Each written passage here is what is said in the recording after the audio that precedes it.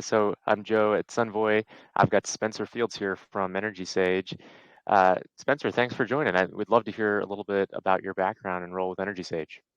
Yeah, sure thing, Joe. And thanks for having me. I know we've sort of tossed around this idea of doing something like this for a little while, so I'm glad to actually have made it happen. So thanks again, and I think it's a perfect way to sort of move into the weekend on a almost summer Friday.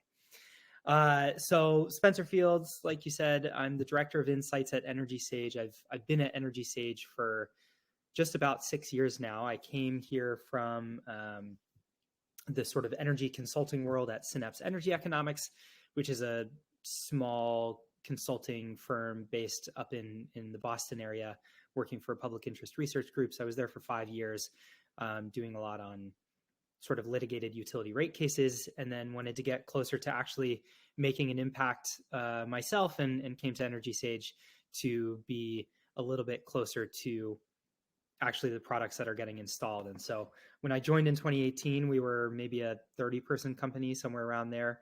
And so I've seen the organization grow and evolve over the last 6 years through an acquisition, and to now be, I think it's approaching or over 150 people now, and have worn a bunch of different hats as a result. But these days I'm really focused on market analysis, market outlook, what's happening within our own walls, and trying to benchmark that against what's happening outside our walls. So taking a look at quotes that are submitted through EnergySage, and then consumer research, contractor research, that sort of stuff.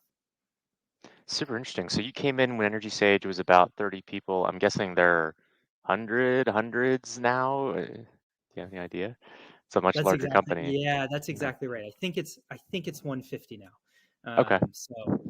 So it's been quite the evolution to see how we've moved from being an organization where there's always more to do than there are hours in the day and people to do it, true sort of startup crunch mode, to really maturing as an organization, and sort of growing a lot in different intentional ways over the last couple of years. So it's been cool to be a part of. What do you think happened when they hit 30 people that they were like, we need somebody like Spencer to come in and fill a gap here? Was it just they were growing so much in so many different markets that they needed to make sense of the data? What was it that prompted them to create this position? Yeah, it's funny. It was almost, in some ways, I was a backfill for somebody who was already on staff at EnergySage, who had sort of kicked off the world of producing industry facing reports with our data. So our marketplace report and our annual contractor survey. Um, and she'd done a really wonderful job sort of building that brand, and building EnergySage's thought leadership in the space. And then when she left EnergySage, there was sort of a hole to fill for a subject matter expert to come in, write those reports, and then also to try to provide consumer facing educational content around the more technical sides of solar. I think at that point in 2018, we'd really started down the path of building out robust educational content. I'd say in 2016 or so. And so maybe even 2015. And so by 2018, we'd hit a lot of this sort of high level solar and a little bit of storage educational material. And at that point, it was time to start talking about more complex things, whether that was, utility rate tariffs, or larger scale renewable installations, things like that. And so I could bring some of that background and expertise from the consulting world to our readership. So give me an example of how the analytics you do and the market research you do informs EnergySage on a day-to-day basis, quarter-to-quarter basis. What are you bringing the decision makers and the folks who are evolving the platform to make it better based on the research that you're doing? Certainly. It's kind of a perfect time to talk about this. One of our core values is consumer first. We always want to do right by the consumer. We want to protect the consumer, and we want to make sure that we understand who today's shoppers are, both within EnergySage and in the market as a whole. And actually, just this morning, at our Friday all hands meeting, I was presenting on our most recent round of consumer research. And so I think we're always trying to get a better handle on who it is that's coming to EnergySage, who's shopping for solar and other clean energy products on EnergySage, how they shop, how they make their decision, what what barriers they see to adoption, what are the primary drivers of interest in adoption, why they might abandon the process, and then try to understand how that compares to people outside of our walls. I think you can go to the classic sort of marketing text like Crossing the Chasm and try to understand where we're at in the solar adoption curve and process within the US as a whole, whether we're still in the early adopter phase, or if we're starting to move into early mass market, and then getting a handle on how the consumers that are shopping for solar today compared to those who are shopping for solar. We have consumer research going back to 2015 before I was on staff, and so really trying to get a handle on how those consumers are evolving, and then make sure that we're providing the value that they're looking for when they come to EnergySage and really meeting them where they're at. So when you look at a market, how do you think of it as either mature or immature or just getting off the ground? Obviously, I would think of like California and Hawaii as very mature markets where solar is normalized. They've had multiple iterations of net metering. And then there are some markets, in the middle of the country and really all over that seem like they're just getting off the ground. They're just a handful of solar installers and, they're trying to get to 1% penetration. So how do you think of that spectrum of like what is a brand new market versus a market where solar is almost as normalized as HVAC or anything else? Yeah, that's a really interesting question. I think I think what you're saying, or what you're suggesting around penetration rates, is exactly where I would go first as well. Um, it's interesting to see sort of the duck curve finally manifest in California in a way that was forecasted 5, 6, 10 years ago, even as solar adoption started to take off in the state. Um, and I think that's pretty indicative of it. But from my perspective, I often think about it in terms of what level of incentives are available and what level of incentives are required, whether that's from an SREX, a performance-based incentive perspective, or from a net metering perspective, right? Like, those are policies that are certainly foundational to setting up and establishing a market. But I'm based in Massachusetts.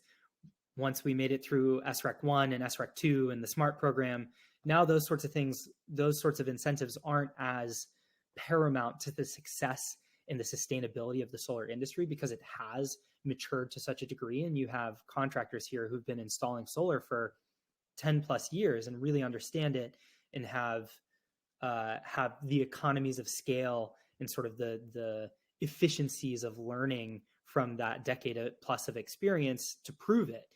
And I think that to me is really what indicates a mature market, is when some of those types of foundational solar policies and incentives become increasingly less important to incentivize homeowners to go solar, and also to ensure that businesses are sustainable.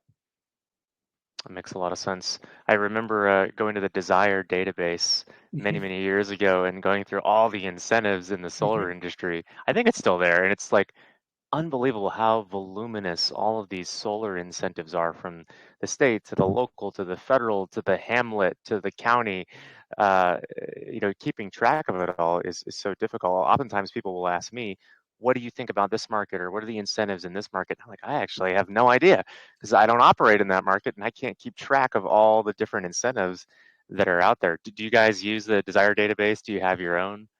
We do, yeah. And I'd a quick shout out to Autumn Proudlove over at the team that sort of manages and operates the Desire database. Her quarterly reports about the state of DG and DG policies throughout the country is a must read for anybody in the space, and she does such a wonderful job. Worth a connection. We certainly rely on the Desire database. We also try to have this information and that sort of know-how, that knowledge base internal to EnergySage as well, for a couple of reasons. One is we have a lot of location-based pages and content on our website around the cost of solar, the cost of electricity, or the cost of storage in certain areas.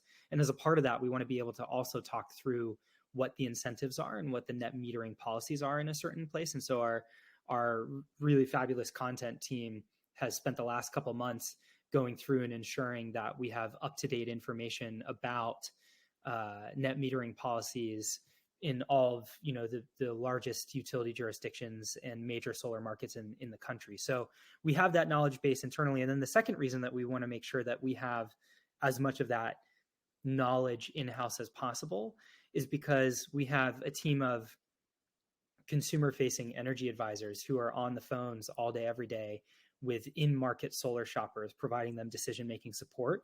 And so we want to make sure that they are familiar with the policies and incentives, in all different geographies and jurisdictions. And it's really impressive what they're able to do because, they're not really focused on any particular market. So they're able to talk through the incentives and the policies in all of these different jurisdictions, which is, as you were just saying, sort of no small feat to remember. That's really cool. That's good to know. It's been great to see how EnergySage is leaning more on your advisors to help homeowners make sense of all these different options in front of them, because it's so easy to get analysis paralysis if you have 5 or 10 different quotes to get all the variables straight to understand, what the best installer is, or the best equipment, or how those incentives play in. So it's been really cool to see EnergySage really empower your advisors, train them to be able to help homeowners make sense of all the different options in front of them. All right. I haven't even gotten to my second question. I just was just riffing there for the last 10 minutes. What actual trends are you seeing in the solar industry, in the residential market? Where do you think the market is going in the next 6 to 12 months? Yeah, it's such a good question, and it's the question that we're getting internally from our board, from in investors in the space, from our contractors, even from consumers, saying is now the right time to go solar. And so I'm really curious to get your take on it too, Joe. But I think sort of at a high level, we're seeing the same sort of trends as a lot of other folks in the industry are seeing. We're looking for the bottom. We're trying to understand, have we hit the bottom of organic demand, and if so, what does that rebound start to look like? I think we've started to see some of the organic demand, so people coming to our website, registering for accounts, but really sort of search volume and search intent for solar keywords, which is indicative of broader interest trends. We're starting to see that rebound in the last couple of weeks, but it's not in line with historical seasonality. Usually we start to see a pretty steep uptick in interest in solar much earlier in the year, end of February, early March. And so it's sort of been pushed back a little bit this year. We're really paying attention to what other people in the industry are saying as well, and sort of what's happening with interest rates and what direction the Fed is taking on that. We're paying attention to investor relations calls from all of the publicly traded organizations in the space. For instance, I know Enphase in their investor call for Q1 earnings said they're confident that Q1 was the bottom for solar, certainly sales. And that's what they've been saying since RE Plus, actually last fall. So we'll see. That's what we're hoping for. I think we're hopeful that the fact that electricity prices are increasing across the country, in some cases by more than double-digit percentages, will continue to keep pushing people towards solar. There's no better marketing for solar than a monthly electricity bill, and in particular, a monthly electricity bill that increases. People are still coming to EnergySage. People are still reading about their clean energy options. People understand that solar is a way to save money. And I think historically we've seen, people, even if they purchase solar or finance solar with a loan, are paying off that loan in 5 to 7 years. So the sort of the high interest rates may not matter as much if you're not thinking about it as a 20-year loan, as opposed to sort of something that just gives you a little bit of flexibility in how you pay it off. So we're hopeful and we're cautiously optimistic. And, when we ask contractors how they think their installations are going to change over the next 3 years, sort of across the board nationwide, contractors are saying they're optimistic about their installations increasing and growing in solar, as well as in all of the solar adjacent energy products. So even if this year is hard and hurts, we're hopeful that the next few years are going to be better. What are you seeing? Well, Well, I'm seeing a lot of third-party options out there. It seems like a lot of the folks who were traditionally in cash and loan are now moving to PPA and leases just out of pure necessity. And I know, historically, EnergySage hasn't had that as an option. Have you guys had conversations about potentially adding that, or maybe you have, and I don't even know. But there seems like so many installers and homeowners are looking at this as a potential option because it doesn't require cash up front and there's guaranteed savings. And if we are expecting interest rates to stay at this elevated rate indefinitely, which it seems like is very possible, the PPA lease model is probably here to stay, from what I can tell. Yeah, it's interesting, and we're certainly again paying attention to what other people in the industry are saying, other analysts in the industry are saying, from Wood Mackenzie to Ohm Analytics in particular on this. I think both of them have been tracking an uptick in leases and PPAs and other, just TPO options and financed sales generally.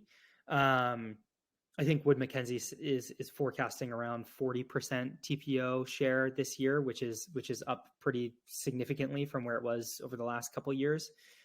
Within EnergySage, we do offer leases and PPAs as a financing option, but it's really infrequently offered. It's included in under 1% of quotes, which is, it's closer to 1% now than it was a year ago. It was closer to 0.1% then, and now it's close to 1%. So there's certainly an increase in it, an uptick in it. But I think there are sort of three main reasons why you don't see TPO, or maybe actually four main reasons why you don't see TPO quoted or selected as prevalently on EnergySage. One is sort of an artifact of the way that our marketplace is designed. It happens to be easier and less timely to quote a loan than it is to offer a TPO option. So that might make installers more likely to offer a loan than PPAs and leasing. And that's something that we're actively talking about internally to sort of potentially remove some of those barriers.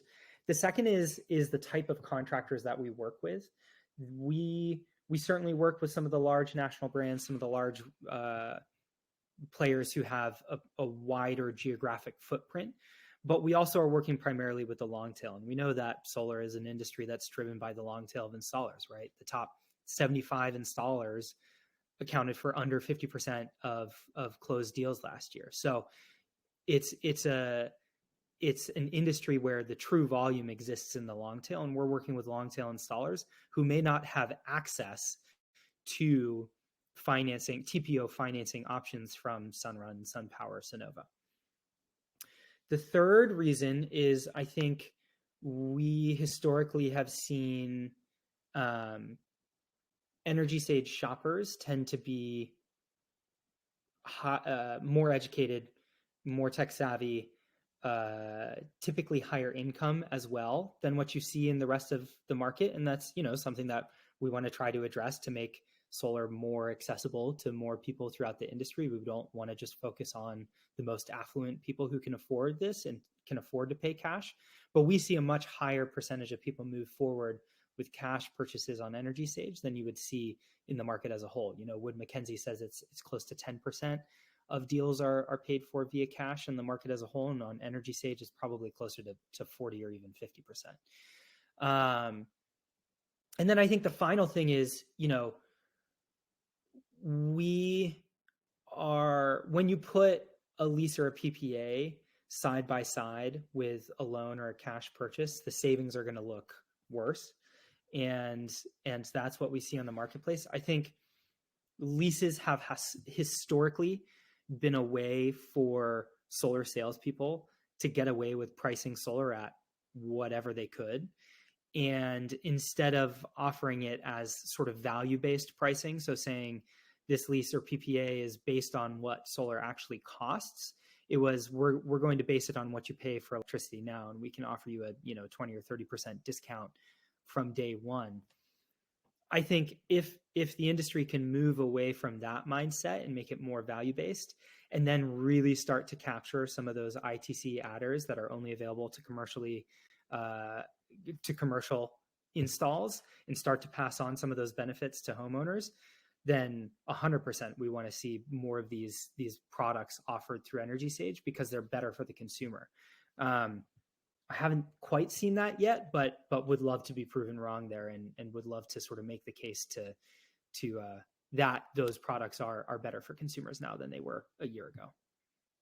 Well, speaking of new products, what are you seeing on the energy storage side? Are you seeing increasing attachment rates? Is it sort of geographical? Are there any trends you see in energy storage? And how is EnergySage thinking about storage? Because there's so many different batteries on the market. I know when you walk around RE Plus now, I think that there are more batteries than there are modules, and I can't even keep track of them anymore. So you guys have this amazing guide where homeowners can go and see all the different options that are out there. Are batteries now included in that guide? And what trends are you seeing in battery storage attachment? Yeah, I so agree. It is so interesting to see the way that the products on display at the various booths at RE Plus, and the national one and the regional ones, has evolved over the last 6 years since I've been at EnergySage and been attending RE Plus. From AC modules in 2018 and 2019 being the big thing, to now it's like, as you say, you don't see solar panels, you see batteries, you see EV chargers, you see any other sort of solar adjacent home energy tech, which is pretty fascinating. We are starting to see storage attachment rates really tick up. I think in large part it's driven by California, but we're starting to see similar trends emerge outside of California and non-California markets as well. Historically on EnergySage, we've seen attachment rates nationwide in the sort of low teen percentage. And this is on, I should clarify, this is on deals that are actually selected through EnergySage. So on quotes, a much higher percentage of the quotes that are submitted through EnergySage include batteries. I think it's like over 60%, maybe even over 80%, because 70% of customers request storage quotes. So people are really interested in storage. They're interested in it for maximizing self-consumption, for financial savings on complex utility rates, and for emergency backup power. And I'd say over the last year, those three drivers of interest have been really sort of steady and comparable in terms of what percentage of mind share it's taking, and sort of driving of interest. So 70% of customers request a storage quote when they sign up for EnergySage. Historically, of those people who move forward with a quote, about 10 to 15% of them have included a battery in their final purchase. And interestingly, it was actually slightly higher in non-California states than it was in California. We saw just under 10%, so like call it 8% attachment rate in California, and more like 12% outside of California. So nationwide, it was sort of low teens percentages. Since the implementation of the net billing tariff in California, we've seen attachment rates in California skyrocket. And this is something that we're seeing within our own walls, and we're also seeing in other industry data and benchmarks. So in the second half of last year, so Q3 and Q4 of last year, we saw a 45% attachment rate on closed deals in California. And to start this year so far in Q1, it was actually up closer to 70%. When we look at external data benchmarks for California, like CADG Stats, you see close to that 40 to 50% attachment rate overall in the market as a whole. And then when you look at Sunrun and SunPower's earnings reports and investor calls, they're saying on their TPO options, they're actually seeing closer to 80% attachment rate, 70 to 80% attachment rate on the Sunrun Shift product, for instance. So there's one way where TPO financing can make storage more accessible and affordable in a market like California, where and sort of allows you to actually take advantage of the 576 different ACC rates under the net billing tariff. So outside of California, we're also starting to see an uptick in storage attachment. I think in non-California states, we saw storage attachment rates hit just about 20% in Q1. So we're certainly tracking that. I think increasingly our consumers and our contractors are realizing that it's no longer just solar, it's solar plus. When we run consumer research in particular, we hear from a lot of consumers that smart thermostats are a gateway into sort of electrification products and home energy products generally. So what'll happen is somebody will install a smart thermostat. They get, it's a low lift, it's not very expensive, it's pretty easy to install, and all of a sudden you start to receive insights about your energy usage. You start to potentially even see bill savings and sort of the counterfactuals of what you would have spent on your bills without a smart thermostat, and it could be a Nest, a Honeywell, whatever it is. And now all of a sudden you're hooked on these insights and start thinking, okay, that's saving me 10-15% per month. How else can I start to save money on my electricity or utility bills generally? And then you start to look into that, and solar is top of the list. You might also run into heat pumps. You might run into electrifying your transportation to reduce the cost at the pump, so on and so forth. So I think our installers are increasingly aware that they are no longer just solar installers, but they're like energy transition contractors.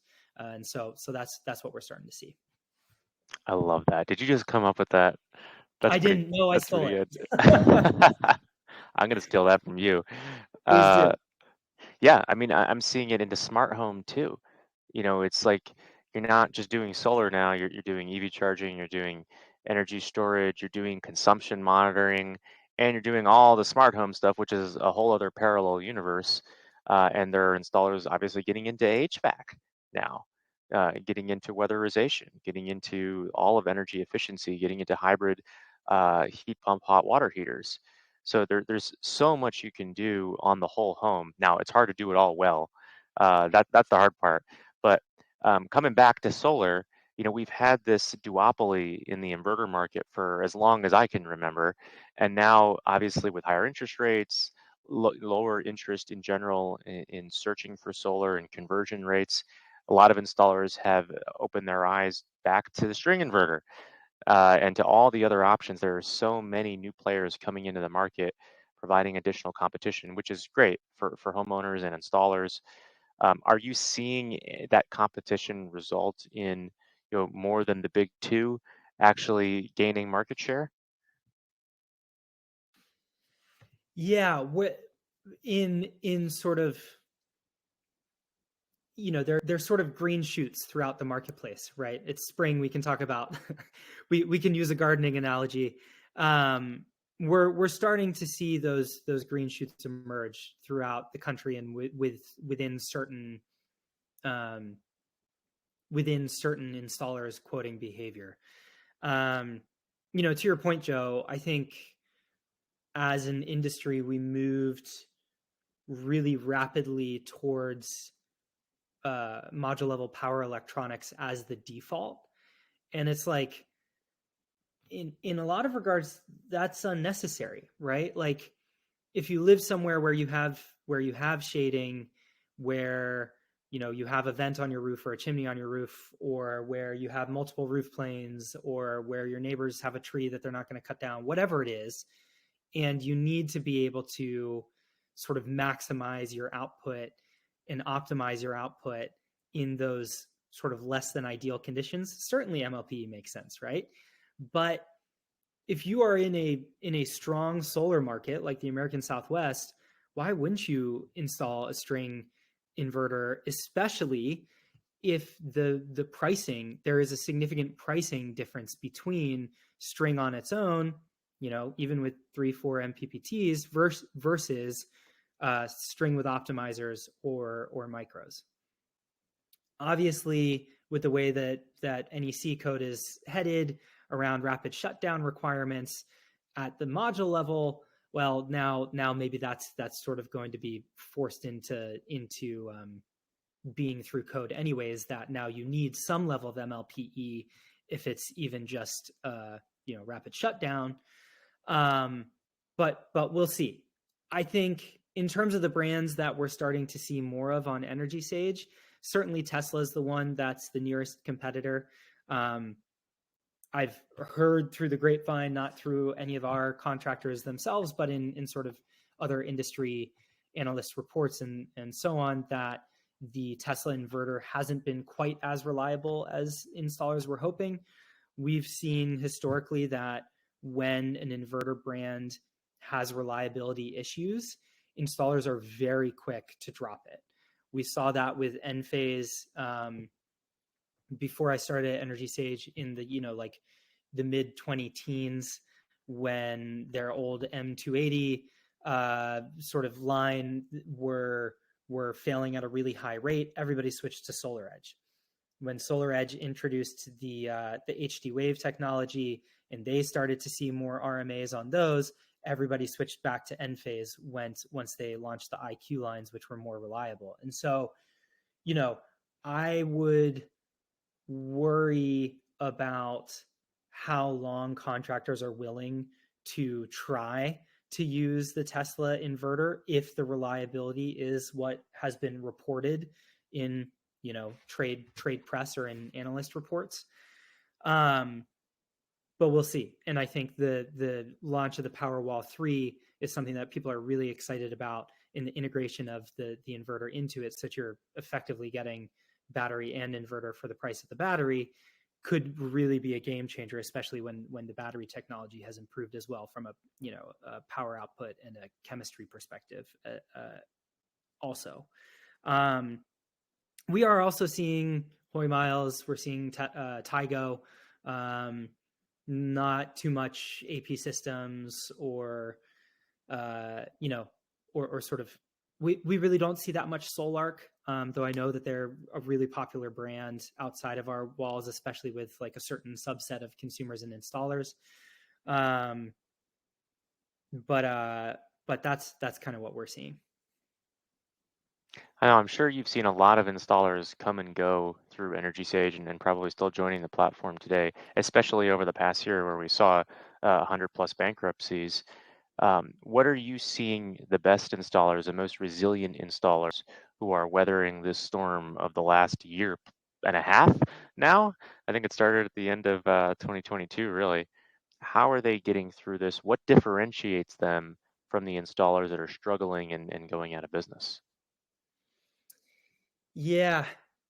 That Solar Insure report about the 100 plus companies that have gone out of business, I think hasn't received the sort of press or the visibility that it should, because that's impactful, and that's a meaningful difference to people's jobs, to people's livelihoods, as well as to a consumer confidence in the industry as a whole, right? I was talking about the consumer research that we ran earlier, and one of the key takeaways we got from people who abandoned the process and decided not to move forward is their biggest concern is the longevity of solar installers. That, will these companies be around 5, 10, 15 years from now if and when something happens with my solar panel system, or I need an inverter replacement or whatever. You're right. We, have seen companies come and go from the platform. We really haven't seen many bankruptcies at all within the contractors in our network, which is reassuring. And also, like, in some ways maybe a little disconcerting. We're like, is there somebody who, has the red lights flashing, the warning lights flashing, and we're not aware of that, and we're trying to get a better handle on that. But the fact that over the last year and a half we haven't seen bankruptcies within our platform is I think reassuring. There's sort of two pieces of it. One is like how are these installers weathering the storm, and like you asked, Joe, and sort of what is it that they're doing from a business operations perspective. And then I think the other piece of it is like, how are they distinguishing themselves from the pack and selling more as a result of that differentiation. From an operations perspective, I think it's from my perspective, it's really a question of understanding where the market is right now and not trying to make it something that it's not. In other words, you're planning for the long haul. You're planning to be in business for the long term. You're planning on a sustainable business model into the future. You're not expanding too rapidly. You're not trying to, you know, oversell so that you can add an additional crew per week or whatever it is, an additional yeah, and an additional install a day, um, but rather are taking an intentional approach to how you're selling, how you're growing, and are beginning to think through what products and services come next and what geographies come next, recognizing, like we were just talking about, that it's no longer just solar, but it is increasingly solar plus. And so being prepared to think about and sell solar not as a one-off purchase, but as a part of a lifetime, longer term commitment to the consumers that you're working with. Um, if you don't want to get in a situation where you go to a consumer and they say, actually, what I need first is an EV charger, and you say, great, I'll, we won't provide just that because the margins are too low and it's not worth our time, but call us when you need solar. And then now all of a sudden you've lost that customer. And the flip side of that too is you don't want to get into a point where you sell solar at such a high financed rate that now all of a sudden somebody doesn't have the additional monthly uh like spending capacity to invest in these other home electrification products. Like if you sell a system with a loan at a really high, with really high fees and a really high interest rate, when you probably could have gotten away with a lower one, now you just made it that much harder for this homeowner to adopt future products, which they could have purchased from you. And so I think thinking holistically about the energy transition, thinking holistically about what does sustainability look like long term for the business in terms of growing and so forth, is and the pricing associated with your products and services is what we're seeing. And then in terms of sort of differentiating themselves from their competition, the biggest thing we hear from consumers in terms of why they selected the installer that they moved forward with is it's really down to customer service.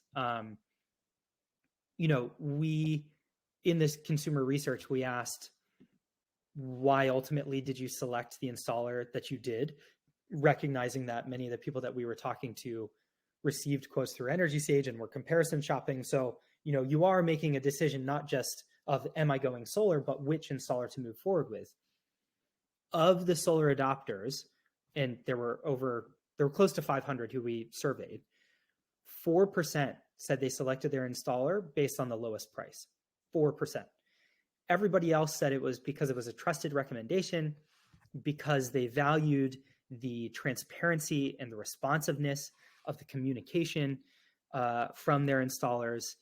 That's really what the contractors were able to provide, that like indicated to the homeowners that this company was in it for the long haul, that they were professional, that they were transparent, that they're committed to the success of their business and the consumers that they work with in the area. Oh, wow. What a perfect time for a plug for Sunvoy. That's one thing that I've noticed about Sunvoy installers is that they tend to be vertically integrated companies that really care about their brands, that are growing incrementally, not getting out over their skis, that want to build referral-based businesses that really care about every single customer having a good experience, about feeling connected, like knowing where their project's at, being able to see all their energy data in one place, which shouldn't have been a surprise when we started this thing. But it's a really specific kind of company that is not just trying to get rich quick, that's not trying to take over the whole world or go national as fast as they possibly can, but recognizes that building a strong company can only be done incrementally and with care to every single customer that they earn. And so that's good to hear. It sounds like our businesses share a lot of the same values, and that 100%. we probably have a lot of the same installers in both of our networks. Do you I think find that so.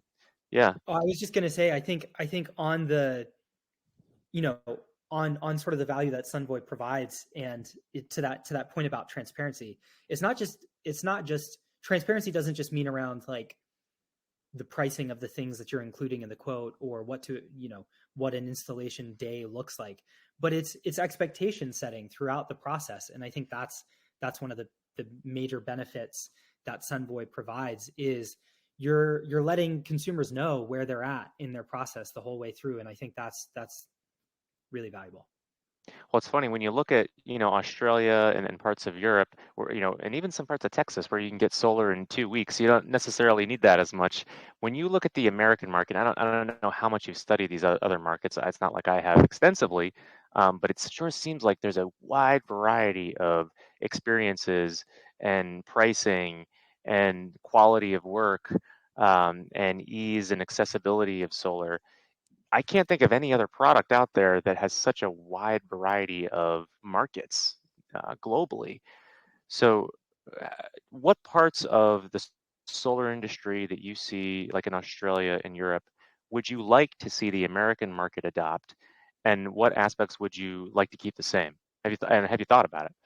Mm, a little bit. I mean, I think whenever whenever I hear people talk about the Australian solar market, it's usually in the context like of two things in particular. One, I think there's the same number of residential solar installs in Australia, but Australia has like, you know, only 20% of the population of the US, something like that. I think that's more or less what, or maybe even like 10 to 15% of the population of the US.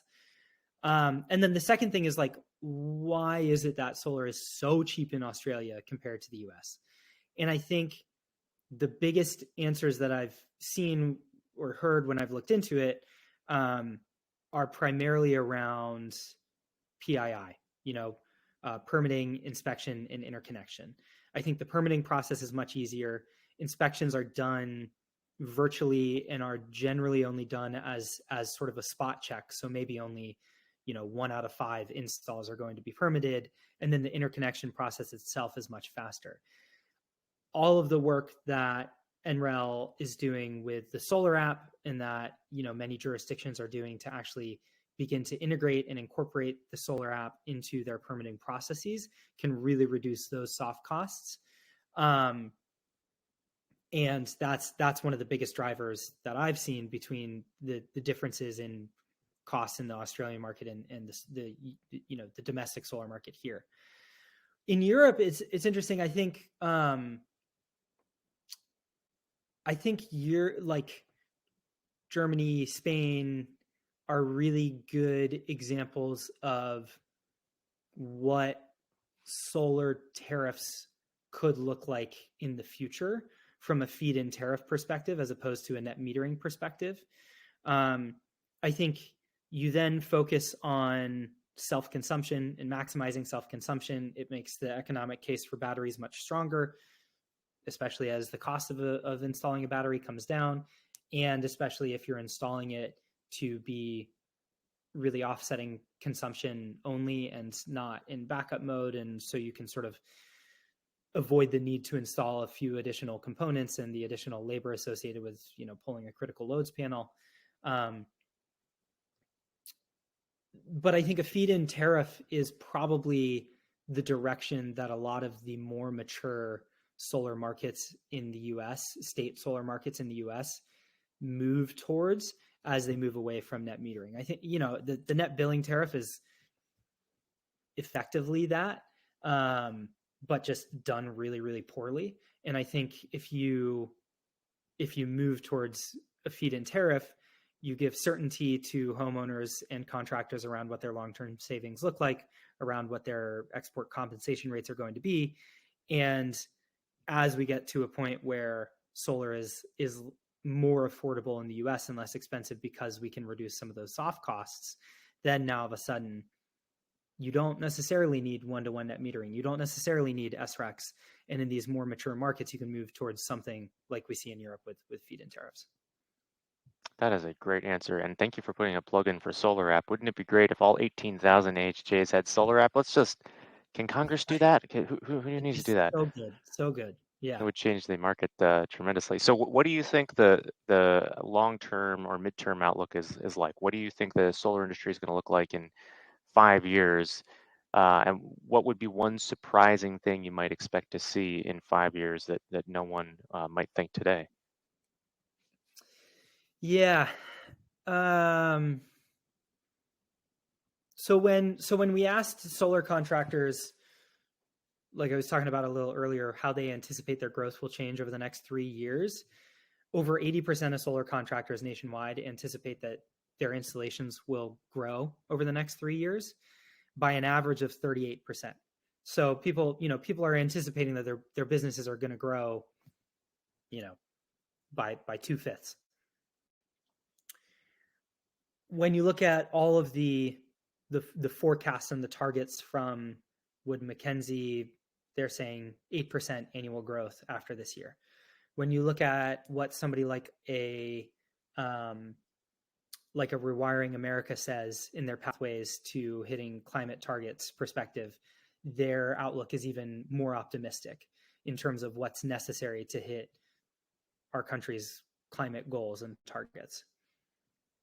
So I think the solar industry, or really, I firmly believe that the solar industry is here to stay, and uh, we're going to continue to see growth in solar installations over the next decade plus. In terms of something that you know that I anticipate in 5 years that maybe is a little surprising is I think we're going to completely get rid of 1099 workers in the solar industry. I think it's going to be legislated out by state legislatures. We've already seen something like that happen in Nevada, and I anticipate we're going to see more of that in other jurisdictions as well. So I think it's good ultimately for the consumer if we move away from 1099s in solar. Amen to that one. I would even go further. I think that W-2 salespeople are going to have competition from AI. I think Mm. that AI is going to sell more and more solar. It's just getting off the ground now, but particularly for solar only, it's something that, you know, I've sold enough systems myself to know most people ask the same 5 or 10 questions. And if you train it on 10,000, a million solar conversations, I think for solar only, AI is going to be giving some serious competition, even to W-2 employees. Once you get into the whole home electrification and battery storage and, the more complicated stuff, it's a little tougher. But I think that, getting rid of 1099s in solar is a no-brainer for me. I know some people listening to this won't agree with that and won't like it, but I think it'll be better for the health of the industry, and I couldn't agree with you more on that. Now, what about EnergySage? Last question. What are you excited to see EnergySage do in the next few years? Give us a little hint from the boardroom. What are you guys cooking up over there? Yeah, the when we were founded, we were really forward thinking to not be Solar Sage, but to be EnergySage, and there's a reason for that, and it's because we don't want to limit ourselves to just residential solar. And so over the last couple years, we expanded first into solar plus storage, then into community solar subscriptions, then into non-residential solar plus storage. Then we launched a heat pump marketplace in limited geographies. I think just over a year ago in Colorado and Massachusetts in particular. So increasingly, we're thinking about and trying to launch products that allow consumers to navigate the electrification pathways and shop for the right products at the right times, all within a single marketplace.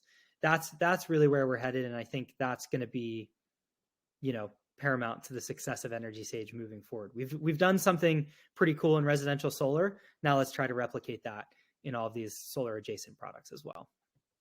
I love it.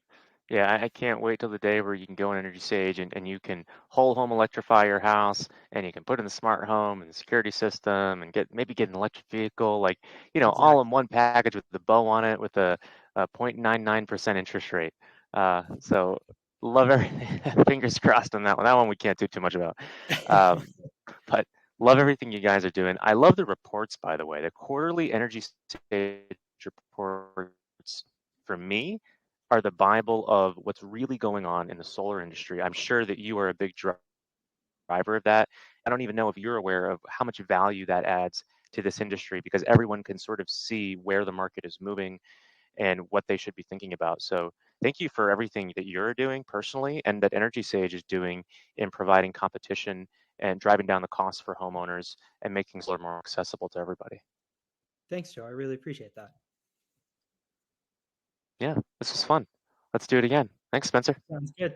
Thank you, Joe. Really appreciate the invite and have a great weekend.